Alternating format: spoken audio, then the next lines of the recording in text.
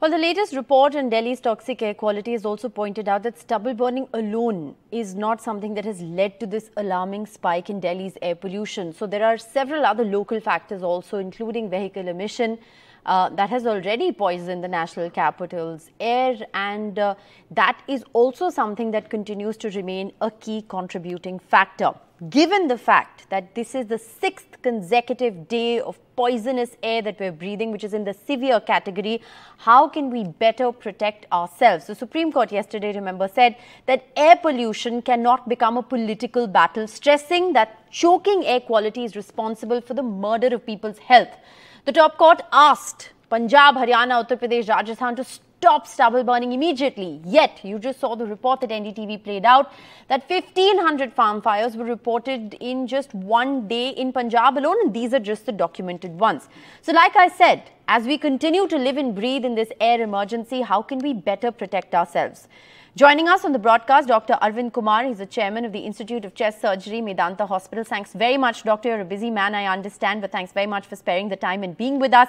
I want to, over the course of the next couple of minutes, just break down information for our viewers that will better equip us to deal with this air emergency as we continue to live in these dreadful times. My first question to you, what is the prolonged impact of exposure to air pollution, the levels that we are seeing in the National Capital Region right now?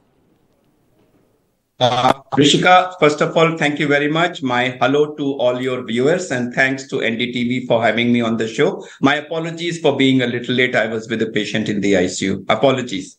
Your question, Rishika, is what are the long-term impacts of exposure to these levels of air pollution? Am I right?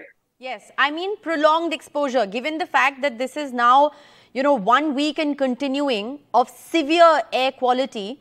What is this doing to us, this prolonged exposure? Okay, prolonged exposure. So, yes. So Rishika, when the levels are so high, even an acute short-term exposure is enough to damage our health seriously. And when that exposure to such high levels goes on uninterrupted for days and weeks, it's actually killing all of us, to say the least. And I'll tell you how.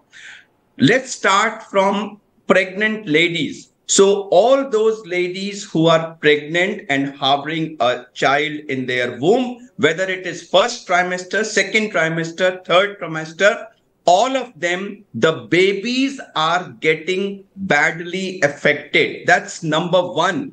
The toxins which are going into the pregnant mother's lungs are getting absorbed into the blood, and they are affecting the fetus developing in their wombs. Number one. Number two, the newborns which are taking births in the last 2-3 weeks, all of them have been exposed to about 25 to 35 cigarettes, equivalent of that, and I'm sure all of them would have had a swelling in their windpipe, swelling in their lungs, and then impact of these toxins on the entire body.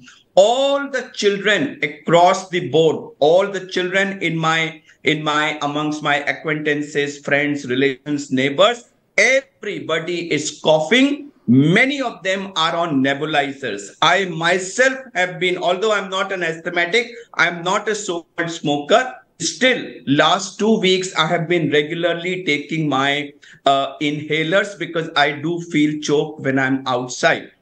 So these are all serious chest effects of so many patients who have been operated by us are now coming back with chest problems, bronchitis, pneumonia, asthmatic tendencies. And these are only respiratory effects. There are cardiovascular effects, there are neurological effects, and there are all kinds of other effects. So you're saying that even short-term exposure can lead to devastating effects, and here we're talking about a prolonged exposure, because it's not like 100%. The air quality is bad now. The air quality is actually quite bad through the year. It's only in the severe category now. Doctor, it's only a spike. Yes, for the benefit of our viewers, could you just explain what does severe air mean? So we have these AQI divided into 0 to 50, 50 to 100, 100 to 150, 150 to 200, above 200, above 300, and Yes. above 400. So WHO say, and when you talk of AQI, AQI is a term which is it's a number which is derived from the value of six particulate and gaseous matter in the air. The main factor is 2 PM 2.5. So PM 2.5 is given maximum weightage. Other than that, PM10 and several gases, you have a formula by which you get AQI. But for all practical purposes, you can say AQI is almost the same as PM 2.5 because that is the most damaging of all the particles. So when you have such high levels of PM 2.5, anything which is more than the normal range is damaging, and higher the value, more the damage. Right. PM 2.5 is particulate matter, which is 2.5 micron. PM10 is particulate matter, which is 10 micron. There's something called PM1, which is 1 micron. And there's something called less than 1, which are called submicron particles. The value of these smaller particles is that the bigger particle 10 usually gets trapped in the nose or throat, does not go into the lungs. But PM 2.5 and smaller than that passes the nose and the throat barrier, goes into the lungs, gets deposited there, releases the chemicals which get absorbed into the blood. So in terms of damage to the lungs and the rest of the body, it is 2.5 and smaller particles which are critical, which cause maximum damage. Apart from that, gases, of course, go inside and cause the damage. Rishika. You've explained it really well. I think for viewers now who are going to be reading these metrics or statistics in the news, I think you have a better understanding of how it's actually impacting you. Doctor, my next question very simply is, who's most vulnerable? At this time, one broadly understands that, it affects children, elderly, etc. But who, according to you, is most vulnerable and most at risk because of the kind of pollution we're seeing right now? So, Rishika, anyone who is breathing is vulnerable, but you asked the question, who's most vulnerable? So I will say small children, the newborns, the infants, the children. Why are they more vulnerable? So when we breathe, with our breathing, these toxins go inside. An adult breathes about 12 to 14 times a minute. But an infant may be breathing about 40 times a minute. So when you are breathing faster, you have that much more air going into your body. So if we have exposure amount according to your body surface area, the newborns, infants, children have far more volume of exposure than an adult. Number one. Number two, they have growing tissue. So when a chemical goes and attacks the growing tissue, the damage will be far more than the tissues of adults who are already grown up. So that's why children have worst effect. And the other group which is affected is the elderly. Reason, because their immune system, their resistance to be able to fight the diseases becomes low. So they have higher chances of pneumonia and other problems as compared to adults. But that is not to say that us, the adults, are not affected. What about people with comorbidities?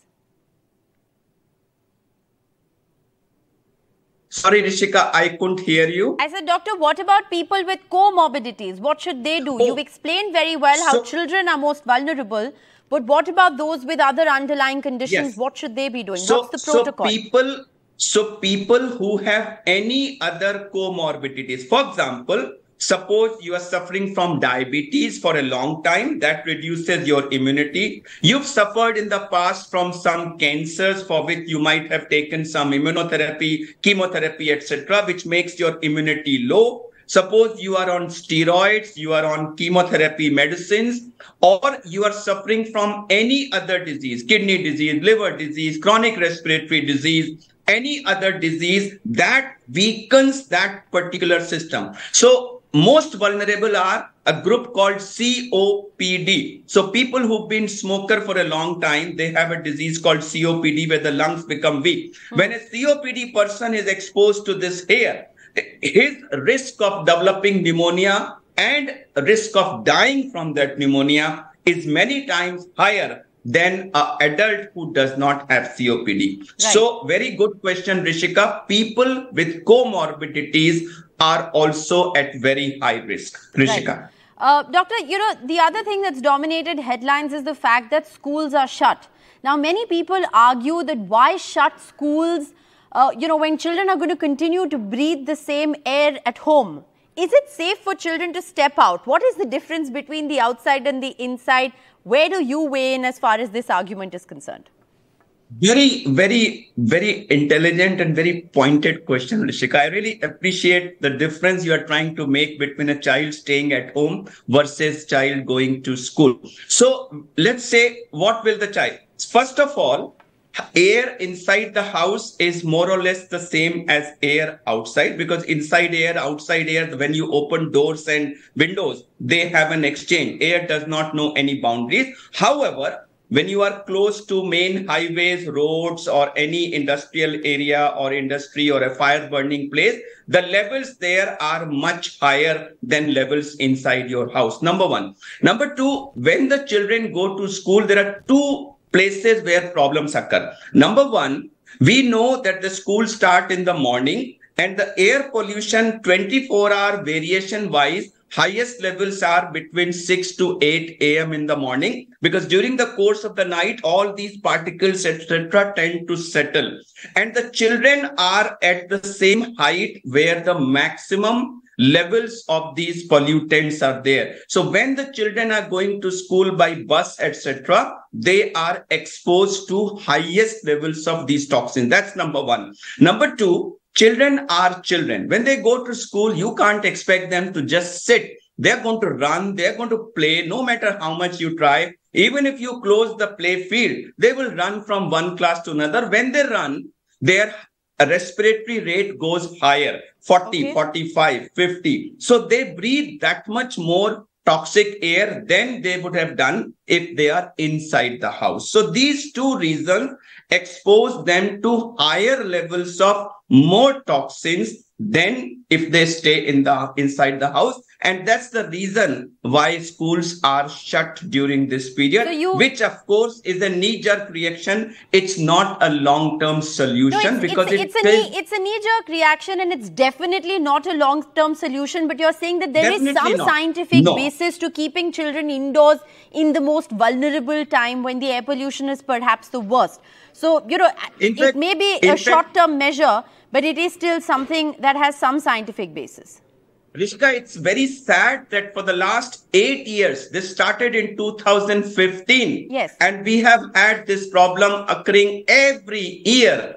And we've not been able to take long-term measures to prevent us from taking to these knee-jerk measures. Yes. It continues to be done every year. It's a very sad story. Well, it is a sad state of affairs, Doctor. But, like I said, you're giving us real life hacks on how we can better cope. So I want to also ask you, what about those individuals who don't have the luxury of sitting cooped up at home or sitting, in purifiers, people who are stepping out of the house? What should those people be doing to better protect themselves given the air quality? Rishika, it's very, very difficult to answer this question for the reason that actually there is nothing that they can do except to pray to God that, God, I'm going to breathe 25,000 times in next 24 hours, these air, which is inhuman levels of pollutants. Please prevent me. So what are the solutions available? Number one, if there is a highly, highly toxic polluted area, maybe move away from there. But where will you go? Air is a continuous shed. It's the same everywhere. Masks are being propagated by people. But Rishika, the surgical mask which I'm wearing because I go to OT, or the cloth mask, doesn't help. N95 does protect you, provided you cover your nose and mask completely. You have a nicely fitting mask and you breathe only through the mask. it does protect you from particulate matter, but the gaseous matter still goes past the mask. So that's probably the only thing which a person who has to go outside for his livelihood can do to prevent himself from getting exposed. But mind you, he should avoid walking fast or doing any exercises, because otherwise you will feel breathless and you may even get choked. Never do exercise with your N95 mask on, Rishika. So, the other question that I wanted to actually ask you was on masks. That do masks really help? And if so, which masks should people wear when they step out? And also the age category, doctor, if you can explain, what is the age group under which masks are safe? For people who are very old or people who have, little children, how does the mask protocol work? So two aspects, Rishika. How does it help and whether it can be tolerated? These are two separate aspects. So as I said, cloth mask is no good. This surgical mask is no good as far as air pollution is concerned. Right. What helps in protecting from particulate matter is the N95, provided it is worn correctly. You should clip the thing around the nose, snugly fitting, nose and mouth covered, no air going from the sides, only breathing through the mask. But it increases the work of breathing, and you will only be able to hear for some time, after which you will have to relieve it and take a few deep breaths. Otherwise, you start feeling choked. You cannot wear it continuously for hours and hours. So that's one. How does it help? Now, who can help it? Now, people who are elderly, who already have some pre-existing chest condition, for example, if you're an asthmatic, you have COPD, these people do not tolerate this mask because it makes them feel choked and very uncomfortable. Right. Same way, very young children, if you try to put the mask, they don't tolerate it. They remove it. And most of the time you see the mask is hanging in front of the neck, which gives you no protection. So mask should not be proposed as a solution to pollution. Absolutely. Neither is air purifier a solution to pollution. That was going to be my next question, doctor. Do you recommend air purifiers? Do they help at least mitigate the air quality inside the rooms? Or do you think that Rishika, this is all a big fallacy? Yeah, I'll answer it very clearly. Number one question, if anyone says in the country that air purifiers are a solution to pollution, the answer is a big no. N-O, no. It's not a solution to pollution. However, having made that statement, I would like to make a few exceptions because I myself am recommending this to my patients. Right. So how does an air purifier help? Air purifier is like an air conditioner. So there is a pump there, motor, which sucks in air from your room. It makes it pass through a mechanical filter, which is usually a HEPA filter, and then the air is thrown back into the room. So for this to be effective, it has to be a sealed, closed room. Your windows have to be shut, your doors have to be shut, and the air handling capacity of the unit has to match the size of your room. Number one. And number two, your filter has to be proper, new, usable. Then it passes, it mechanically traps the particulate matter and gives you clean air. All right. But only as long as the windows and doors are closed. I have Rishika. 10 seconds, so this is probably just going to have to be a yes or no answer. Is it safe to exercise indoors? You've made it pretty clear that it's unsafe to exercise outdoors, not to exercise with a mask on. Is it safe to exercise indoors? I would say even a strenuous exercise indoor should also be avoided these days, unless you have a means of ensuring that the air quality is good, because outside air only comes inside also. All right. Well, doctor, thank you very much for your time. I'm afraid we're completely out of time. But like I said, I think you've answered some very crucial existential questions for us as we live in this air emergency. Thank you very much once again for sparing your time. Bye.